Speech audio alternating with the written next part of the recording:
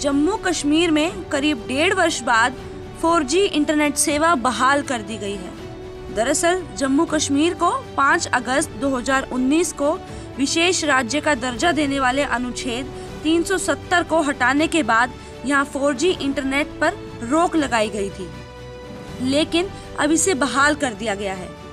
सरकार ने जहां इस पाबंदी की वजह मोबाइल इंटरनेट सेवा गलत सूचनाएं फैलने से और आतंकियों द्वारा नेटवर्क का दुरुपयोग करने के लिए बताई थी, वहीं सरकार की इस पाबंदी की कड़ी आलोचना भी हुई। आलोचकों ने इस पाबंदी के चलते कई लोगों के रोजगार छीने और अर्थव्यवस्था ठप होने की बड़ी वजह बताया। प्रदेश गृह विभाग के प्रधान सचिव शालीन काबरा ने जम्मू कश्मीर में 4G इंटरनेट सेवा शुक्रवार देर शाम निर्देश जारी किए। हाई स्पीड इंटरनेट पर लगी पाबंदियां हटाने के आदेश जारी कर दिए गए।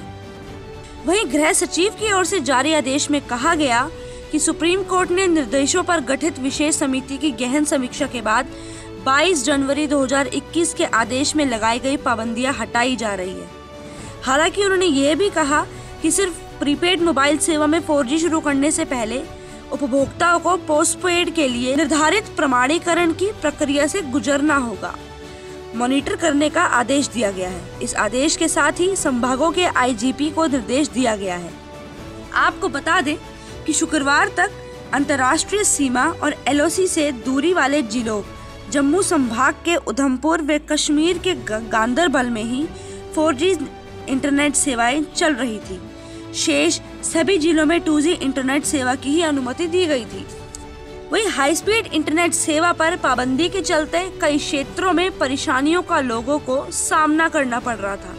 खास तौर पर पढ़ाई और रोजगार से संबंधित लोगों के लिए बड़ी दिक्कत खड़ी हो गई। 18 महीनों बाद शुरू हुई सेवा को लेकर नेशनल कॉन्फ्रेंस के उमर अब्दुल्ला ने भी ट्वीट किया। उन्होंने कश्मीर के लोगों को मुबारक दी। उन्होंने लिखा, 4G मुबारक।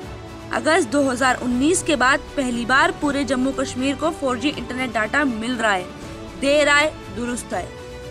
इसी के साथ अगर आपको हमारी वीडियो अच्छी लगे तो इसको लाइक करें, ज़्यादा से ज़्यादा शेयर करें और सब्सक्राइब करना ना भूलें।